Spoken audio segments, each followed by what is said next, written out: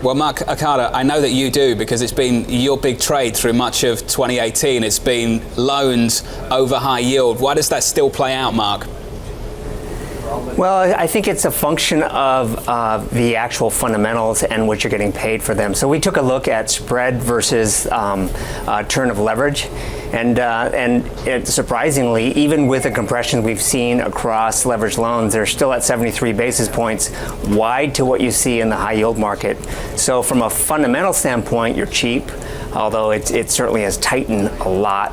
And then we, as Bob mentioned, we've got that rate sort of dynamic that's been helpful and will continue to be helpful. If you look at the expectations for a hike in September and December, I think our call for four hikes this year is certainly in play.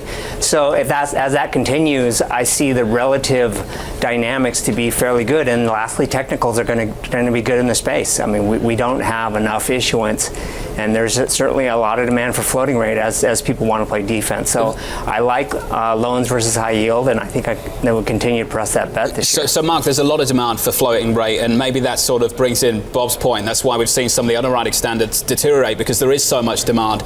To what extent is this a safety trade? Because again and again I'm told this is secured, you're higher up on the cap structure, but you're only high up on the cap structure if there's something below you.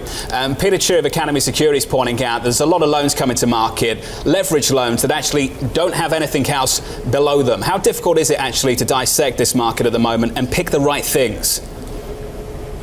Well, so we've had a recent story here that's kind of interesting. American tire distributors that missed their numbers badly. They lost some key customers. Those bonds went down 80 points in 2 months. The loans are down 40 points. And so there's nothing is going to be immune in the scale and size of this market to the extent that you miss numbers or you have something bad happens. So I think it's not a function of looking at leveraged loans versus high yield. Again, it's a function of knowing what you own and what you don't own. And this is a market where we've said over and over again, you need to be defensive. You need to pick your spots.